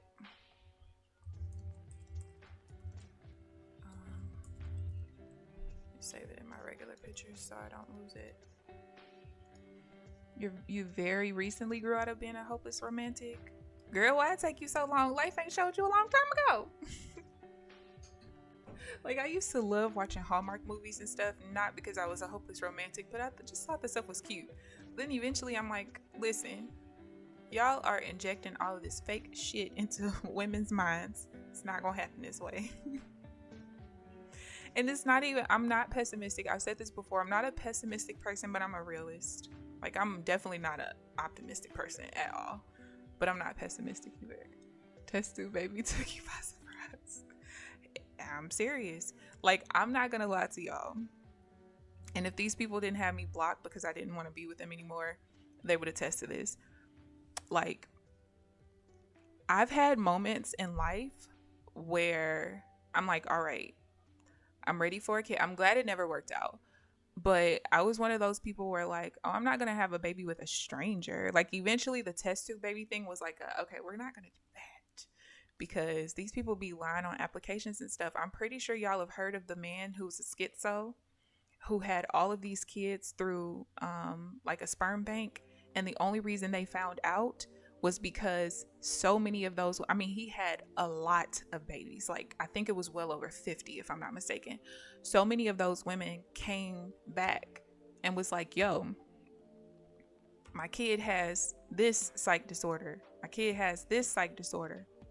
What's going on, kind of thing. And because so many of them came forward, they realized like, oh shoot, something has to be wrong with this man. He's a schizo. I was like, yeah, we're not going to do that. So my thought process was, all right, well, I can just have one of my male friends who either doesn't have kids or is just okay with having a kid with me, give me his sperm, and I can have a kid. I don't want you to be around. If you want to be around, you could be uncle. Okay. We'll just leave it at that. I've had a couple times in my life where I made arrangements for one of my friends to just be my baby daddy. But one of them, we ended up like in a relationship for a short period of time. And then when I didn't want to be with him anymore, he definitely blocked me on everything. Everything. I think he unblocked me recently though. But yeah. Somebody has a lot going on in their stream and it is driving me insane. Oh, it's an ad.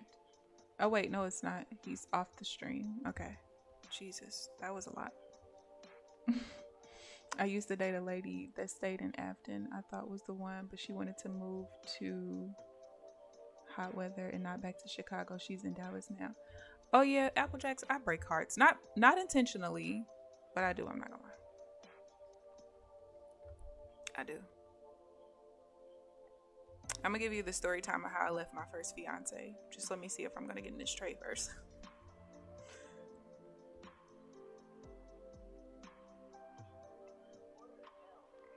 I'm not the most enthused about it, but at this point I don't care.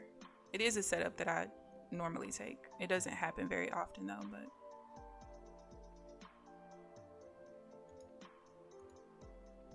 the zigzag changed. I could get out of it, but we'll just see what happens. 1, 2, 3, 4. Let's see what happens. At this point, we're already negative. There's nothing to protect. Watch it break even because it hates me.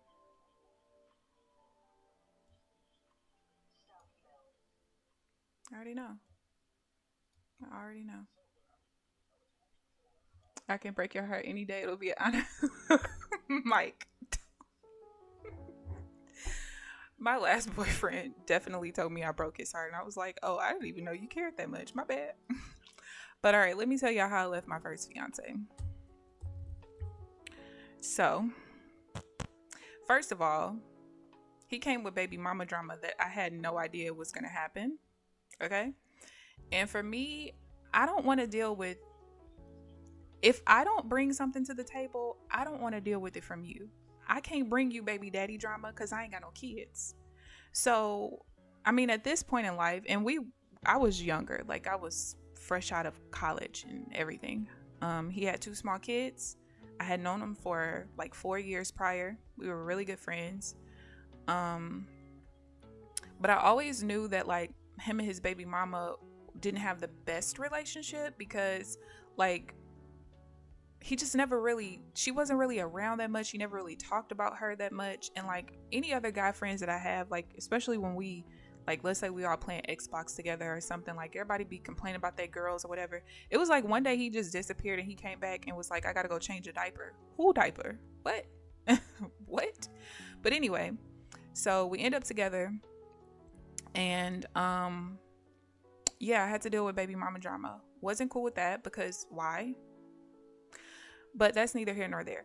So we get engaged. He actually came up to my job and proposed to me, and that was the worst experience ever because I'm cool with you proposing to me in front of people, but first of all, my family's not even here. You haven't asked my parents. Like, I'm still a little bit traditional when it comes to certain things, right? So I already was like, what? Then you came up to my job. I don't even know these people like this. He did do it on a day where the one girl, the one lady, I'm gonna call her a lady because she was older. I was very, very cool with her. But I also felt like you just put me on a spot. Like, I can't tell you no because it's in front of people. What the hell are you doing? This is not cute. It's not cute, okay? But anyway, so one day his parents came over to our house and his dad was like, oh, KeAmber, I see you don't have your ring on. Good morning. Welcome, Jeffrey. We're pretty much done trading at this point. We're doing a little story time, but thank you for the sub. So anyway, so his dad was like, I see you don't have your ring on. I'm like, yeah, I don't wear it in the house. Like, he had 2 smaller children, so I'm cooking, cleaning, you know, washing dishes. I don't want to mess my ring up. So he's like, well, you never have it on when I see you. I said, that's because you always see me in the house. So my ex goes, you know what, he right. If you're not gonna wear it, you should just give it back. I said, oh, okay, no problem. So I go into the bedroom, get the ring, I give it back to him. What the fuck ever. So later on that night, his dad leaves, mom leaves, and he's like, here, you can have your ring back. I said, no, you can keep it. Because what I don't play with is game. I don't play games like that. So if you have that much of a problem of me not wearing the ring because I don't wear it in the house, then you can have the shit back. So he was like begging me to take the ring back, and I was like, no, I'm not doing. This was on a Sunday. Hour goes by. He's literally sitting on the bathroom floor, just sitting there contemplating. I walk in there to shop. I'm like, what are you doing? He's like, so you really not gonna take the ring back? I said, no, bro, you got it. We good here. So this was on a Sunday, mind you, right? So Monday, I lived in Athens, Georgia at the time. So I was like about 70 miles away from Atlanta. I had just really got into network marketing. So I had friends that were in Atlanta. So I asked one of my friends, I was like, yo, can I come stay with you for the next couple of days? So he was like, yeah, sure. So I go stay with him. So Monday I go out there. I come back that night. Tuesday I go out there. I come back that night. Wednesday I go out there. I get a call from him about, let's say 1 o'clock in the afternoon. I'm like, hello. He's like, yo, why is it movers at my door? I said, oh yeah, I forgot to tell you. I'm moving back home. Let them in. I took pictures of everything that they need to take. He was like, what? You better get your ass back here.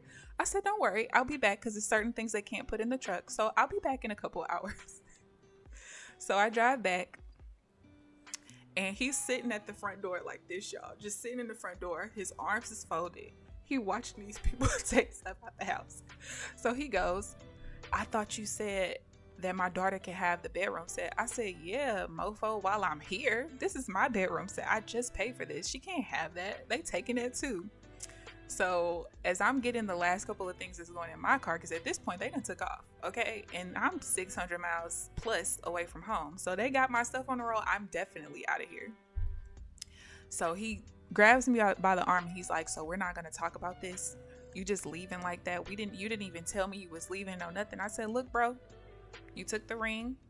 I gave it back to you. I didn't cause no fuss. You can give the ring to whoever you want to. I'm out of here. And that was it. That's how I left. Actually, that was my second fiance, not my first. That was my second one.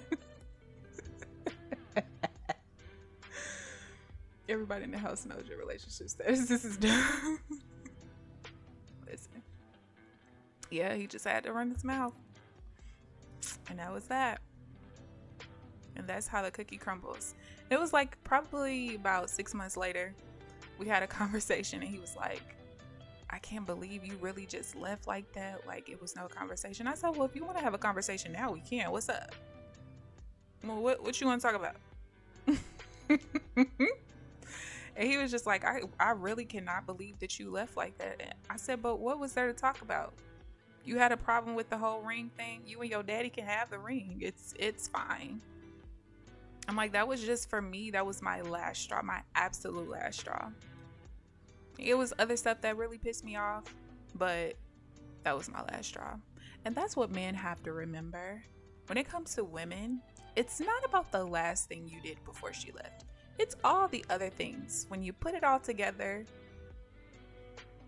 it's never really well, it is the last straw, but it's about all the straws that you pulled before then. Yeah. He probably still looking for closure. Listen, he talked, so this happened like in 2013. The last time I talked to him was probably, I would say like 2019. So about 7 years later. And he still was talking about it. I was like, bro, that was so long ago. Why are we talking about this? And I actually like a year after I left, I had to go back because I had realized that I left. I have this, and it's actually sitting up there. I have this dog, this stuffed animal that I got from my Nana before the last Valentine's Day before she passed away. She passed away in December of 2000. And the balloon on it is still inflated and everything. And I realized I left it at his house, y'all. So like a year after I left, I had to be really nice to him because I knew he still had it. I knew it was in a place where he wasn't really checking, but I didn't want to tell him because I did leave him kind of crazy. So I didn't want him to like burst the balloon or throw it away or say he's going to ship it and he didn't.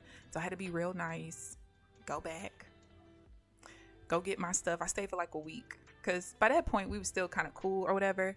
But yeah, I had to get up out of there.